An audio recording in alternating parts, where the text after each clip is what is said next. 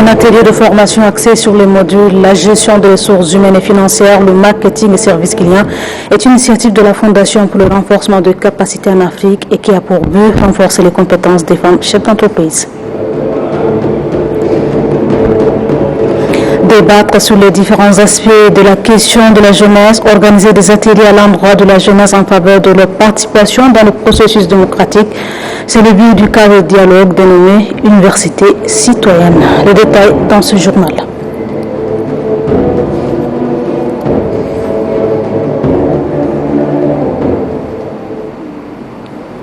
C'est tout pour les titres. Bonsoir à toutes et à tous et bienvenue dans cette session d'information.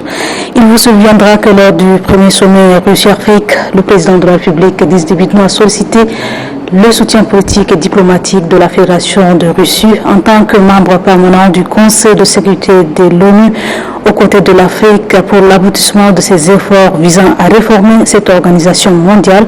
La réforme de l'Organisation des Nations Unies retirée par le chef de l'État Atsochi a retenu l'attention de Souleymane Diabo. Suivi. Le soutien politique et diplomatique de la Russie en tant que membre permanent du Conseil de sécurité de l'ONU est-il fondamental pour l'aboutissement des efforts de l'Afrique visant à obtenir voix au chapitre au sein du Conseil de sécurité de l'ONU pour sa réforme. Pour des raisons stratégiques et d'influence diplomatique, l'Afrique n'a cessé d'exiger une meilleure représentation au Conseil de sécurité de l'ONU. L'intervention du président de la République à la tribune du tout premier sommet Russie-Afrique illustre à merveille cette réclamation toute légitime. Par cette déclaration, Idriss Déby Itno souhaite voir l'Afrique, continent chargé d'histoire, s'affirmer sur la scène internationale. Il est inconcevable qu'un continent de 54 pays ne soit pas représenté à la haute instance des décisions mondiales. L'interpellation de la Fédération de Russie en tant que membre permanent du Conseil de sécurité de l'ONU a tout son sens, car l'Afrique et la Russie ont entretenu une coopération historique. Cette coopération diplomatique séculaire mérite bien d'être adaptée au contexte et défis actuels du monde. La réforme de l'ONU, avec à la clé un siège au Conseil de sécurité et un droit de veto, aura des effets non négligeables sur le développement économique et social de l'Afrique. Une fois de plus, le Tchad, par la voix de son premier magistrat, a réitéré son attachement à la position commune africaine. À travers cette position, l'Afrique sollicite une participation plus réaliste et représentative au Conseil de sécurité de l'ONU, et ce dans l'intention de pouvoir assumer correctement son rôle dans la promotion de la paix dans le continent, voire dans le monde. La réforme de l'ONU doit donc susciter une attention soutenue et une adhésion de tout dirigeant épris de paix et d'une vision commune. La paix et la stabilité à l'échelle planétaire, valeur cardinale et condition sine qua non de tout développement. Pour renforcer les compétences des femmes chefs d'entreprise, la Fondation pour le renforcement des capacités en Afrique, à travers son projet d'appui à la formation des agents de l'administration publique du Tchad, a initié un atelier de formation axé sur les modules de la gestion des ressources humaines et financières, le marketing et le service client. C'est le ministre secrétaire général du gouvernement adjoint Dordi Nazer qui a présidé la cérémonie d'ouverture. Mohamed Moussal.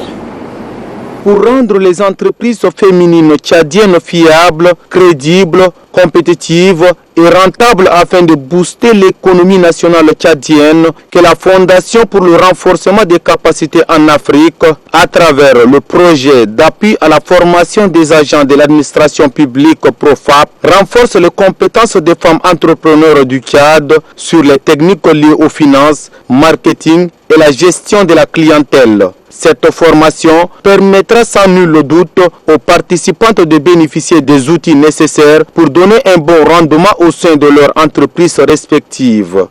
Cette formation vous permettra d'acquérir de nouveaux outils assez performants afin d'améliorer la gestion de vos entreprises. Après un bref aperçu des actions menées par son organisation au Tchad, la représentante de la Fondation pour le renforcement des capacités en Afrique salue le progrès du Tchad. Les résultats de cette évaluation des besoins ont montré que le gouvernement tchadien a fait des progrès remarquables dans l'amélioration du climat général des affaires dans le pays. En particulier pour les femmes entrepreneurs, comme en témoigne la création d'une chambre des femmes entrepreneurs au sein de la chambre de commerce, de l'industrie de l'agriculture et de l'île et artisanat du Tchad, CCIAMA.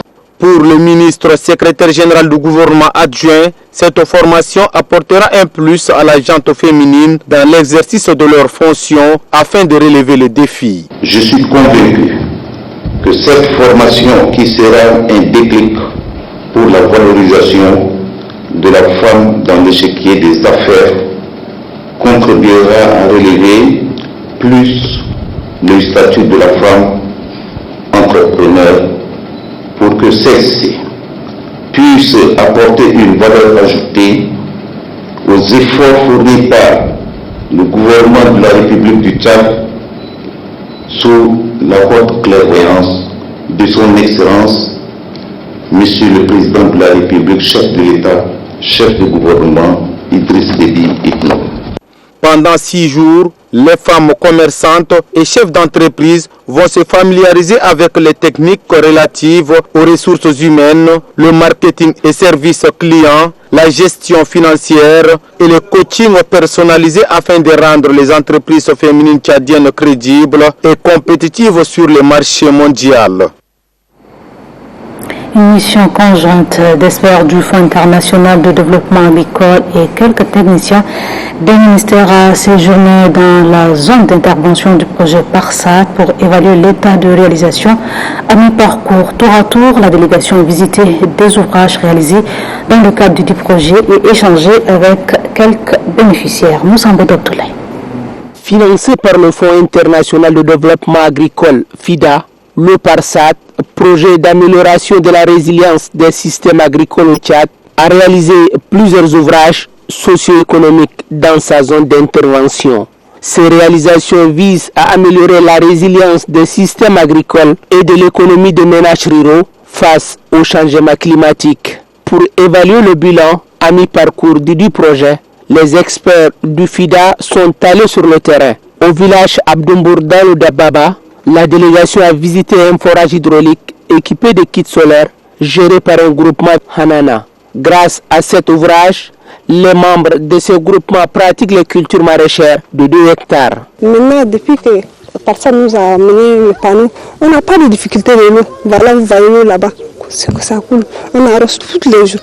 Tous les jours qu'on vient ici, on a de l'eau en permanence. On travaille sans difficulté. Dans le canton Maya-Guinée, plus précisément au village ADC, le PARSAT a construit un seuil d'épandage d'eau de près d'1 kilomètre de long au profit des villages environnants. Cette infrastructure permet de recharger les nappes phréatiques et de lutter contre l'érosion. Déjà, l'union des groupements Al-Farha de Gambir en met à profit. Elle cultive plusieurs hectares de sorgho de décrue. Après ADC, l'équipe de la délégation du FIDA s'est rendue au village d'Embe pour échanger avec les bénéficiaires des pistes aménagées. Long de 53 km, cette piste désenclave 18 villages. Dans la sous-préfecture d'Energie, département du Guéra, les experts ont échangé avec les femmes qui s'occupent de la question nutritionnelle. Des femmes formées par PARSAT pour bouter hors du Guéra la malnutrition. Après la visite de réalisation, le chef de mission des experts d'évaluation du FIDA, Fonds international de développement agricole, Pascal Sanjinga, livre ses impressions. Les résultats sont concrets, ils sont palpables, ils sont réels. Et ce qui est impressionnant, c'est qu'en fait, les populations sont vraiment satisfaites. Les aspirations de population locale sont réelles et le PARSAT répond justement à ces besoins-là. En termes d'impact réel, ce que nous avons observé, il y a une augmentation réelle de la production, de la productivité. Des gens ont carrément doublé leur rendement, du sorgho, du mil, sésame, arachides. Mais ce qui est plus impressionnant, c'est que nous voyons derrière nous le désenclavement de villages qui permettent aux gens non seulement d'écouler leur production sur le marché, Ça leur permet d'avoir accès aux services de santé, aux services sociaux. Mais ça permet surtout aux populations d'avoir accès aux semences améliorées, d'avoir accès aux intrants, mais aussi d'écouler leur production. Comme vous l'avez remarqué, les gens nous disent qu'ils ont maintenant la possibilité de pouvoir écouler leur production et par conséquent d'avoir des revenus supplémentaires. On en vient à la semaine citoyenne. Au 3e jour, les jeunes citoyens sans frontières ont posé aujourd'hui un acte citoyen. Ils se sont rendus au complexe scolaire ICRA de Ectiat pour sensibiliser les enfants sur l'importance du drapeau. Au même moment, d'autres ont investi le marché et l'école normale supérieure pour nettoyer et sensibiliser sur l'hygiène alimentaire. Voyons tout cela avec Alima Mabello. Semaine de la citoyenneté. Au 3e jour, le tricolore national est à l'honneur. Bleu, jaune, rouge, nous l'amour avec les enfants de l'école ICRA.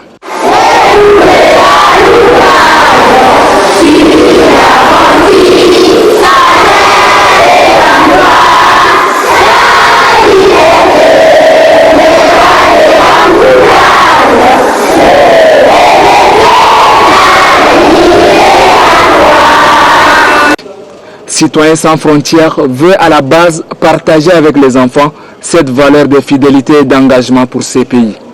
Un moment pour apprendre aux plus petits l'importance du drapeau. On a aimé notre pays, c'est pour ça, aujourd'hui nous sommes là ici pour vous montrer la valeur de ce drapeau.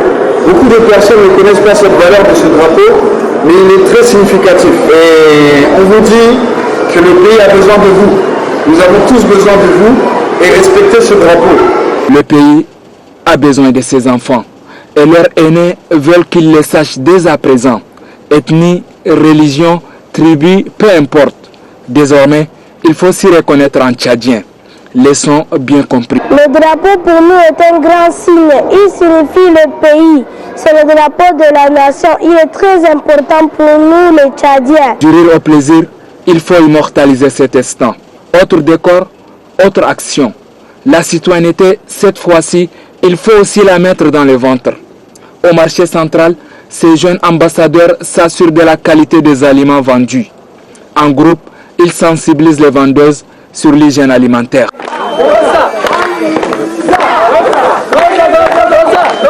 Voilà, au ventre sain, on lui associe aussi l'environnement sain. Au même moment, une autre équipe de citoyens sans frontières investit l'école normale supérieure. Munie de tous les matériels, elle nettoie cet établissement. Un acte pour changer leur quotidien.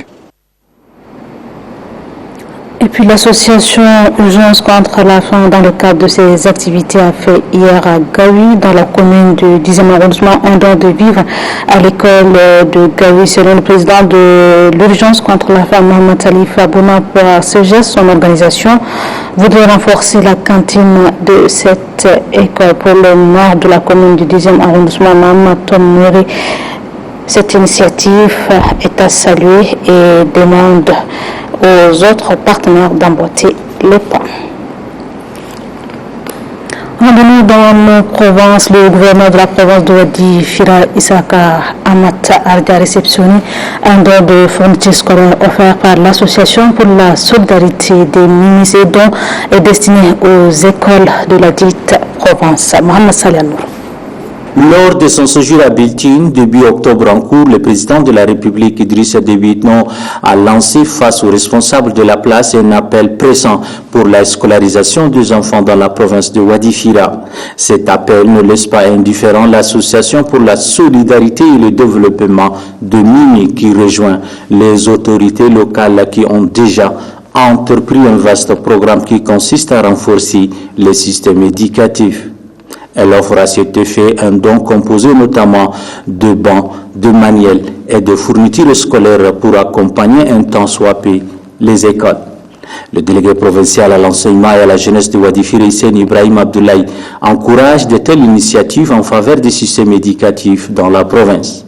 En réceptionnant ce don, le gouverneur de la province de Wadi Fira, Issakha Ahmad Arga, a salué ce geste avant d'inviter toute la population à s'intéresser à la scolarisation des enfants.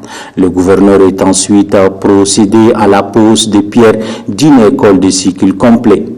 C'est l'association pour la solidarité et le développement de Mimi qui s'engage à construire cette école nouvellement créée. Non loin de cette école, une mini-adduction d'eau va être réalisée par Ahmad Addaou Abdelnabi, l'un des fils de la localité. Le gouverneur de la province de Wadi Fira et sa suite ont mis en terre quelques plans pour rendre vers la cour de l'école. L'Association pour la solidarité et le développement de Darmimi a décerné une attestation de reconnaissance au gouverneur pour ses actions multiples en faveur du développement de la province de Wadi Fira. À Ati, le nouveau délégué provincial de l'environnement, de l'eau et de la pêche a officiellement pris service. Il est installé dans ses fonctions par le gouverneur de la province du Bata, Aliou Adoum Abdoulaye. Mamata Djipenalho. Nommé au terme du décret numéro 1541 du 17 septembre 2019, Brahim Senoussi Imam. Il prend officiellement service en sa qualité de délégué provincial de l'environnement, de l'eau et de la pêche. Pour une bonne gestion de cette grande délégation, Brahim Senoussi Imam dit qu'il mesure les enjeux et compte sur la franche collaboration de tous ses collaborateurs et surtout des autorités administratives. Je mesure l'ampleur du travail qui m'attend.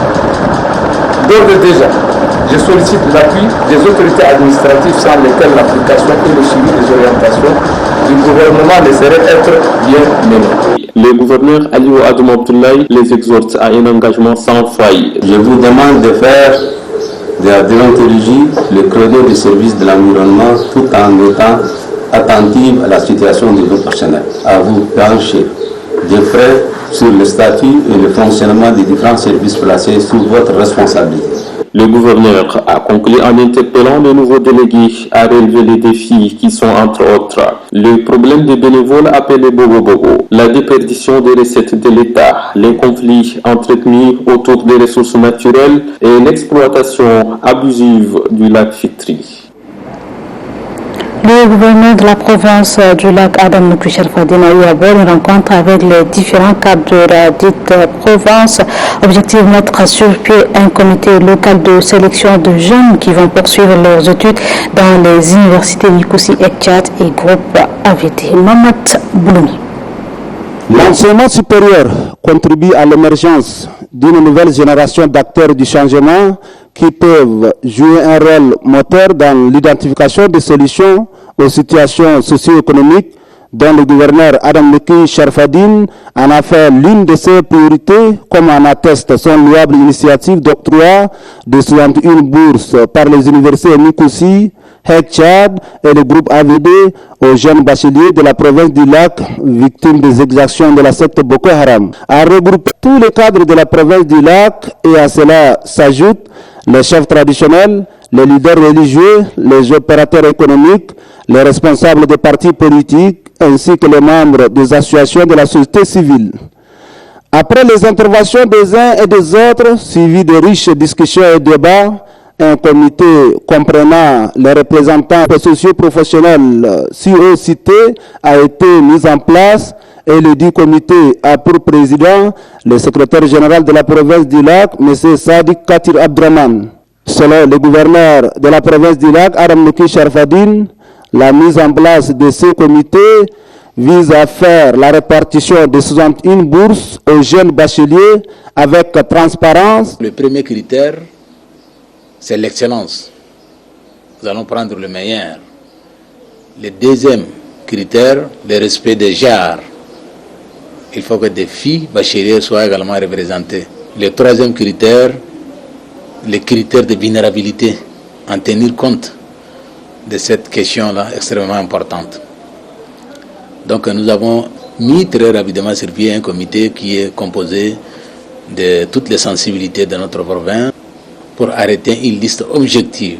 Le gouverneur a en même temps souligné qu'une autre initiative de financement avec l'appui des partenaires sera concrétisée dans les prochains jours. Nous allons discuter avec d'autres partenaires pour financer 50 dossiers qui vont être élaborés et des dossiers, des projets qui sont aujourd'hui détenus par des jeunes et également 50 autres projets qui sont détenus par des femmes.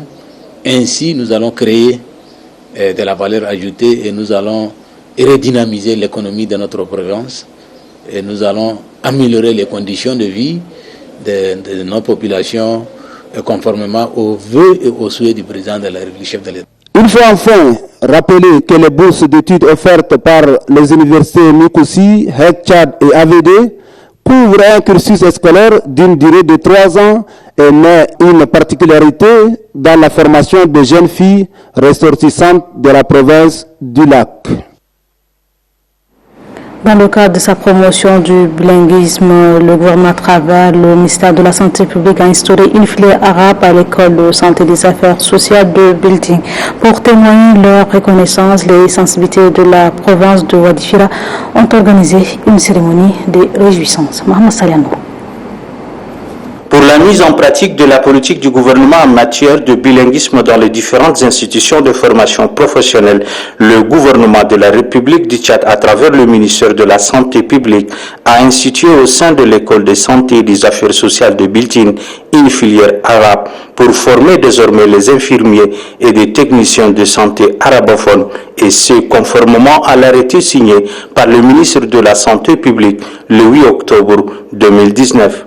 Très ému et heureux de cet acte posé par le chef de l'État au profit des arabophones de Wadifira partant le pays, les différentes couches socio-professionnelles de la province de Wadifira se sont réunies autour du gouverneur de la province de Wadifira, Issa Ahmad Ardia, pour exprimer de vive voix leurs remerciements et gratitude au président de la République, tout en réitérant leur engagement à soutenir toutes les actions du gouvernement. Les hommes politiques et religieux de la province de Wadifira n'ont pas également caché leur satisfaction. Issa Ahmad Ardia, gouverneur de la province de Wadifira, de sa part, rassure la population que toutes les motions présentées seront transmises à qui de droit. Il ajoute que les actions au profit des populations vont se poursuivre. Dans la province du Moyen-Chari, le bureau de syndicat des enseignants section de la dite province a une nouvelle équipe dirigeante. C'est le secrétaire général du CET qui a procédé à l'installation de membres du bureau. Cette cérémonie, présidée par le secrétaire général national du CET, Mbaïris Ngartoïde Blaise, a vu la présence de nombreux militants et militantes du CET, section provinciale du Moyen-Chari. Plantant le décor, tous les enseignants et enseignantes ont d'abord observé une minute de silence à l'endroit de leurs camarades militants disparus pendant l'année avant d'entonner l'hymne de leur syndicat. L'enseignant a tout donné jusqu'au fond de son savoir, l'enseignant a tout donné. Installant les nouveaux membres du bureau de la section 7 de la province du Moyen-Chari, le secrétaire général national des enseignants du Tchad 7, Mbaïris Ngartoïde Blaise, leur a prodigué de sages conseils et leur a demandé de se donner entièrement pour la cause de la dite organisation syndicale. Le secrétaire général provincial de la section 7 du Moyen-Chari, Madiangue Nangassal, réélu et installé au cours de cette assemblée générale, a remercié le bureau exécutif national du 7 et tous les militants et militantes qui ont bien voulu, une fois de plus, le reconduire à ce poste, avant de souligner qu'avec cette nouvelle équipe qui vient d'être installée, ils vont s'atteler à mettre le paquet afin que chaque militant et militante soit satisfait. Il a en outre demandé à ses camarades d'être solidaires et soudés.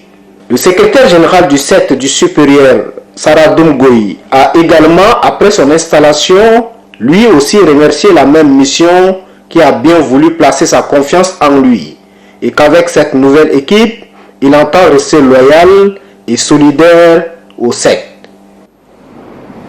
Pour mieux sensibiliser la masse paysanne sur le mot qui mine l'épanouissement de la femme, la journée mondiale de la femme rurale est célébrée en différé à Bédaïa dans le Mantoul. C'est le gouverneur de Lucibi Asenda qui a présidé la cérémonie. Ditangé Félix. On peut commencer par le mot de bienvenue d'une banque de Bidaya qui a béni l'assistance avant d'exprimer toutes ses reconnaissances pour le choix porté sur Bidaya pour abriter cette célébration différée de la Journée mondiale de la femme rurale édition 2019. Le chef de canton de Bidaya, Jasna Titinjibaï Ngemadoum, a dans son intervention abordé la question l'excision, scolarisation des filles, mariage d'enfants, la fuite de responsabilité des parents entraînant la déperdition scolaire et d'autres mots qui entravent l'épanouissement de la femme rurale, en l'occurrence la jeune fille, sous l'effet des pesanteurs socioculturels. Le manager cluster World Vision du Mandoul, Mbaitese Mamaero, s'est appesanti sur l'autonomisation de la femme rurale avant de plaider que cette célébration soit le commencement du changement positif pour la femme. Le manager cluster World Vision du Mandoul a remis le kit d'épargne au groupement féminin de Bidaya pour l'autofinancement des activités génératrices de revenus. La déléguée provinciale de l'action sociale, Mangue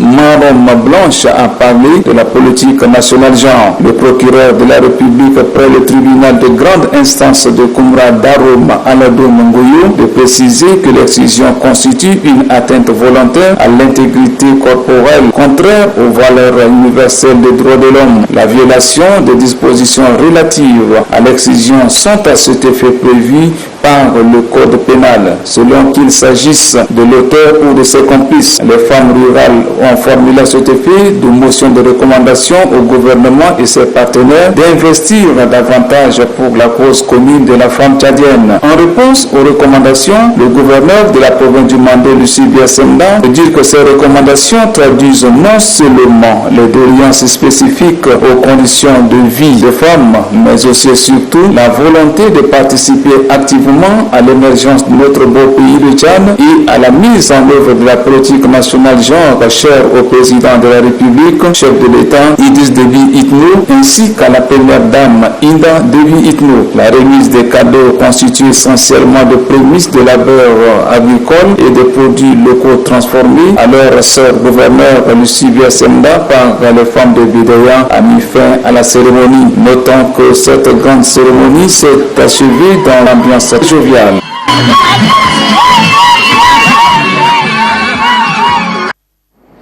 Le secrétaire général de la province du Logone occidental, Ngamadji Kila, a installé dans ses fonctions le nouveau délégué de l'environnement, de l'eau et de la pêche, Hissène Adoum Abdoulaye. Koutou Kamklin. Après 3 années passées à coordonner les activités de 4 secteurs ministériels, à savoir l'agriculture, l'environnement, l'eau et l'assainissement, le délégué provincial au développement rural, Mohamadji Djonja, cède son fauteuil au nouveau délégué provincial de l'environnement, de l'eau et de la pêche, Hissène Adoum Abdoulaye. Le délégué sortant, Mohamadji Djonja, a énuméré une série d'actes ministériels de l'environnement, de l'eau et de la pêche interdisant des transactions relatives en matière de forêt, de la faune et des ressources halieutiques, ainsi que le transport et la commercialisation de bois énergie et le manque d'agents qualifiés. Installant le nouveau délégué, le secrétaire général de la province du Logone occidental, Ngamadji Kila, a exhorté le nouveau délégué à une sincère collaboration. À votre aptitude à vous assumer pleinement afin de mériter davantage la confiance placée en vous. Je vous invite à collaborer étroitement avec tous vos collègues. Le délégué provincial de l'environnement, de l'eau et de la pêche entrant, Hissène Adoum Abdoulaye, a remercié les autorités de la République pour avoir porté leur choix sur sa modeste personne. Il interpelle le personnel de la délégation à l'application et au respect des lois. Restons toujours dans nos provinces, dans le moyen Chari, le gouverneur Abadissa de la ouvert ce matin à ça l'atelier d'élaboration de la stratégie provinciale de développement agro-pastoral. Dieudonné Koutou. Organisé par le programme d'appui structurant de développement pastoral en abrégé PASTOR, cet atelier vise à examiner la stratégie nationale de développement pastoral pour la décliner en stratégie provinciale reflétant les réalités du moyen Chari. Le délégué provincial de l'élevage et des productions animales, Dr Golbé Maji, a rappelé aux participants à cet atelier que l'élevage et l'agriculture restent et demeurent les piliers de l'économie nationale. Pour le représentant du directeur général du ministère de l'élevage et des productions animales, Dr Adil Béchir, la déclinaison de la stratégie nationale en stratégie provinciale contribuera à la gestion durable des ressources naturelles dans le Moyen-Chari.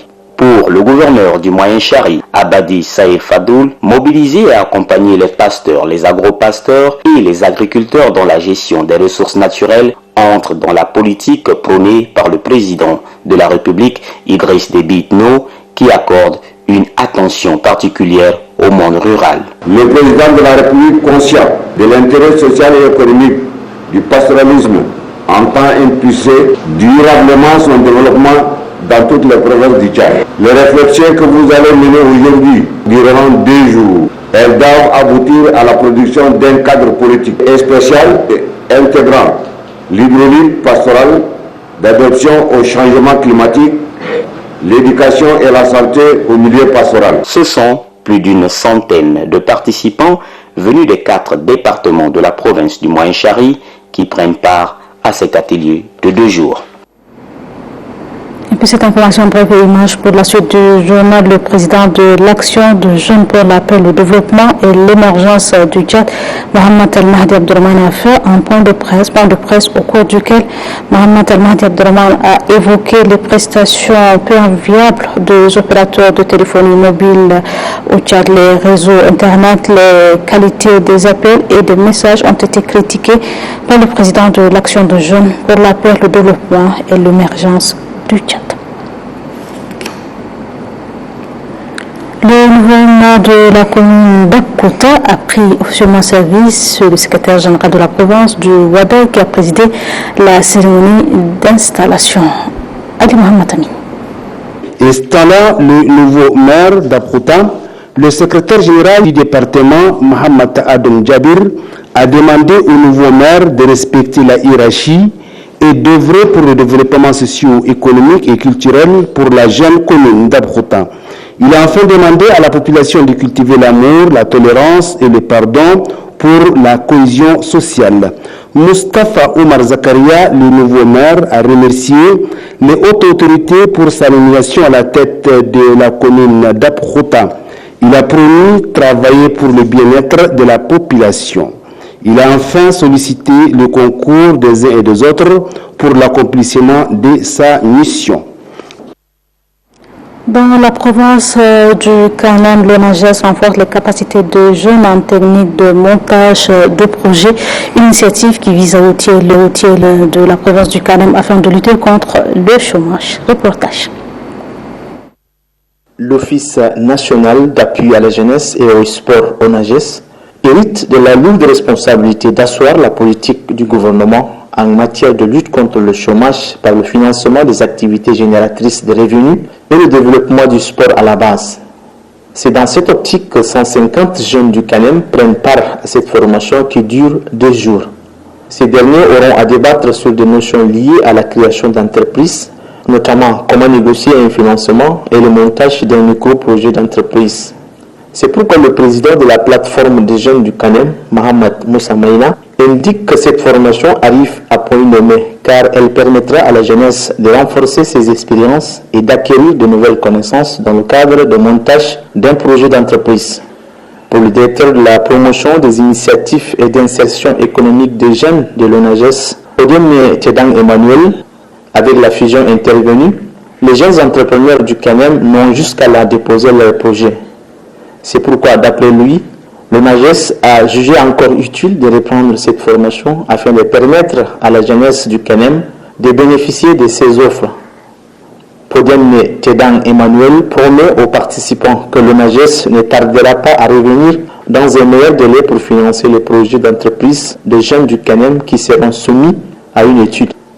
Il ajoute que l'ONAGES est toujours disposé à accompagner les jeunes dans la réalisation de leurs divers projets pour leur prise en charge. Ouvrant les travaux, le secrétaire général de la province du Kanem, Soumaïn Issa Rabérémy, rappelle que cette session de formation pour la mise en place des projets reste la seule solution de lutte contre le chômage et la pauvreté en milieu jeune, non seulement dans le Kanem, mais aussi dans le pays. Le représentant du gouverneur dit que cette volonté manifeste du président de la République montre la suffisance, toute la détermination et l'engagement de son gouvernement à aider la jeunesse tchadienne dans la lutte contre l'exode rural et le chômage.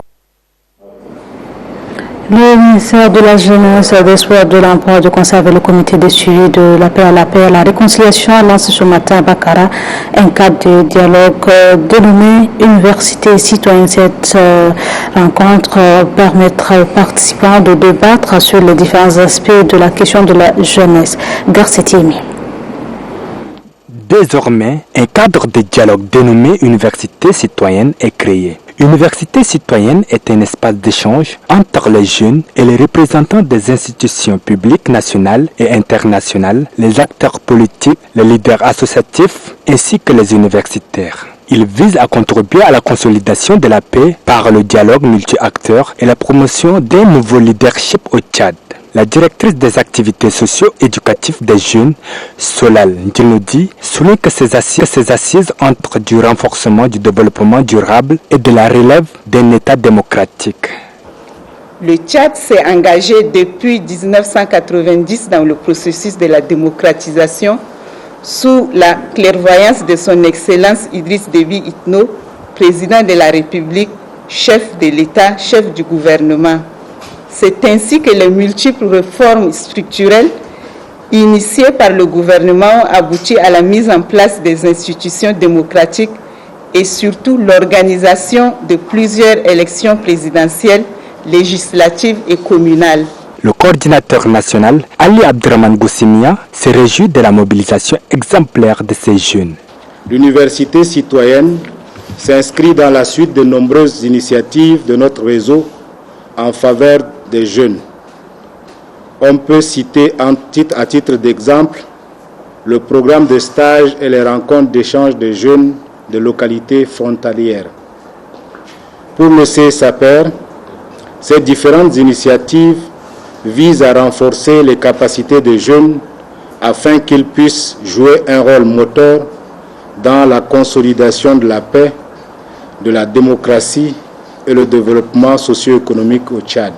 Toutefois, les jeunes ne parviennent pas à occuper une place importante dans le milieu politique et associatif en dehors des initiatives créées par eux-mêmes. C'est pourquoi le comité de suivi de l'appel à la paix et à la réconciliation accorde une attention particulière à la question de la jeunesse.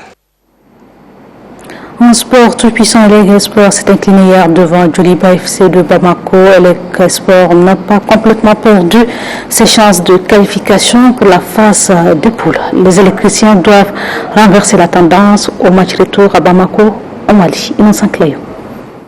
En s'inclinant sur un score d'1-0 devant Djoliba FC de Bamako, tout puissant Aigle Sport a certes perdu la première manche de cette confrontation en aller-retour. Mais le club tchadien n'a pas perdu toutes ses chances de qualification. D'ailleurs, l'entraîneur malien, le doyen Kodjo, a reconnu la capacité physique, mentale et technique des joueurs de tout-puissant Aigle Sport. On vient de faire une manche aller. Il y a encore une autre manche retour. Mais je dois féliciter cette équipe de Electrosport qui est une très belle équipe techniquement, physiquement. Toute cette équipe nous a montré une panoplie de football. Et ça, moi je n'ai pas été surpris parce que la qualité du match qu'ils ont fourni à Tunis et le match aller ici et aussi contre l'équipe du Gabon montre que c'est une très belle formation. Bonne continuation à cette équipe, mais je pense que nous sommes battus avec nos petites armes. Les poulains d'Omar Francis sont capables de renverser la donne à Bamako le dimanche prochain, car ils disposent des arguments convaincants. Le but encaissé à la 87e minute sur une erreur défensive va servir de leçon pour les électriciens. L'entraîneur Omar Francis, qui n'a jamais perdu un match à domicile depuis le début des éliminatoires des clubs de champions, a été mordu hier dans son orgueil par les joueurs de Djoliba. Sa réaction est très attendue à Bamako pour permettre à son club d'entrer dans l'histoire.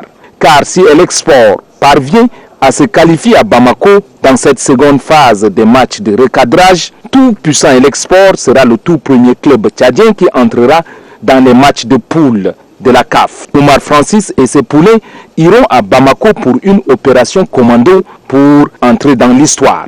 L'écart d'un but à 0 n'est pas une fatalité. Les joueurs de l'export sont capables d'égaliser à Bamako et de remporter ce match. Et puis la lecture de ces communiqués avant de clore cette édition, le président national chargé de relations avec les bureaux de soutien UPS convie les membres du comité directeur de l'OBS et les coordinateurs de différents bureaux de soutien à une importante réunion qui s'y tiendra demain mardi 29 octobre 2019 à 15h30 au palais du 15 janvier. Hors du jour préparatif du 8e congrès extraordinaire. Le président chargé de relations avec les bureaux de soutien, Youssouf Sougoudi. Et puis le secrétaire national chargé de la formation et à l'encadrement des militants du MPS invite les membres du BPN, les membres du CNS, les députés, les membres du comité directeur des organes de masse, les opérateurs économiques, les personnes ressources, les militants et militantes de la province du Guéra résident Djamena à prendre part à la rencontre qui aura lieu le mercredi 30 octobre au siège du parti à 15h du jour préparatif du 8e congrès extraordinaire à la signature Hassan Salim. Et sur ce, se ferme cette édition. Merci de votre fidélité. Très belle soirée à toutes et à tous. Bonsoir et à demain, Inch'Allah.